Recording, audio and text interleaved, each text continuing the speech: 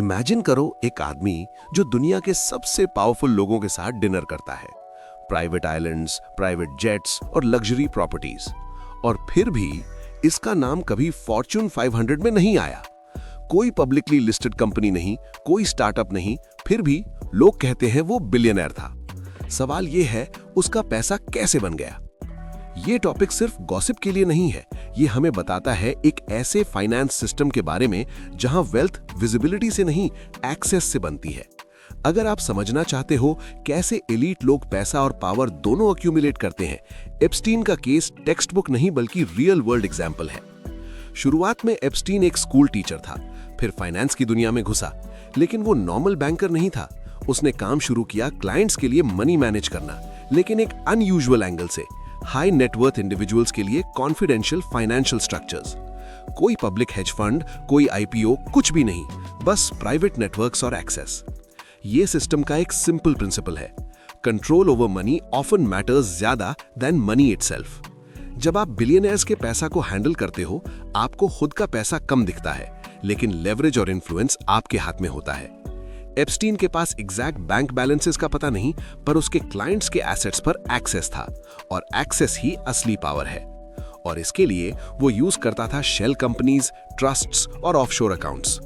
अगर सिंपल शब्दों में समझें, पैसा डायरेक्टली उसका नहीं था, पर वो डिसाइड कर सकता था कौन इन्वेस्ट करे, कौन विड्रॉ करे, कौन फाइनेंशियल रिस्क ले। अगर एक क्लाइंट का हेज फंड कोलैप्स होता, वो नुकसान डायरेक्टली रीडिस्ट्रीब्यूट होता, एप्स्टीन सेफ रहता। एक और लेयर है क्लाइंट साइकोलॉजी और नेटवर्क ट्रस्ट। ये सिर्फ फाइनेंस का गेम नहीं था। अगर आप पावरफुल लोगों के सीक्रेट्स को मैनेज कर सकते हो, उनका पैसा मैनेज कर सकते हो, आपको एक्सेस मिलता है, और फिर अपॉर्चुनिटीज भी मिलती हैं जो पब्लिक मार्केट में कोई नहीं देख सकता। एप्स्टीन का नेटवर्क ग्लोबल एलीट के साथ था, बैंकर्स, पॉलिटिशियंस, सेलिब्रिटीज, और ये नेटवर्क ही उसकी असली एसेट था।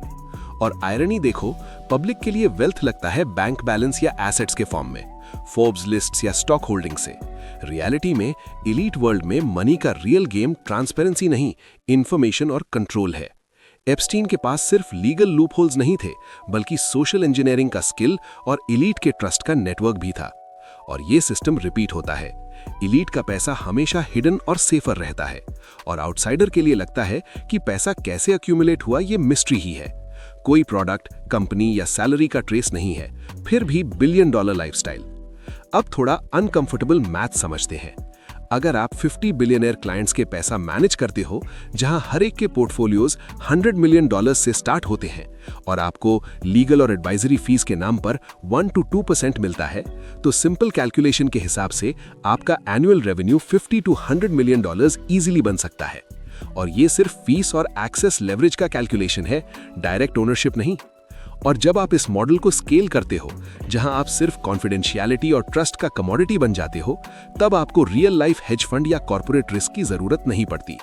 वेल्थ और इन्फ्लुएंस नेटवर्क के अंदर मूव होती है, पब्लिक लेजर के बाहर।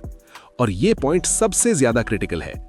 पब्लिक हाइप के कॉन्ट्रास्ट में एप्स्टीन का सक्सेस लगता है फ्लैशी और इजी। रियलिटी में ये सिस्टम के लूप होल्स और एलीट के बिहेवियर को एक्सप्लॉइट करने का केस स्टडी है। बहुत ही सटल, क्वाइट पावर प्ले। और यही रीजन है कि नॉर्मल इन्वेस्टर्स और कॉमन लोग कभी समझ नहीं पाते कि अल्ट्रा वेल्दी लोग इतना कंसिस्टेंटली रिच क्यों रहते हैं। आखिर में एप्स्टीन का केस एक वार्निंग है। फाइनेंस सिर्फ नंबर्स और कंपनीज का गेम नहीं है, ये पावर स्ट्रक्चर्स, नेटवर्क्स और कंट्रोल का गेम है। और जब आप ये समझ जाओगे, तब हमें ये सोचना होगा, क्या विजिबल वेल्थ और रियल वेल्थ में डिफरेंस हमेशा इतना ही ड्रामेटिक रहेगा?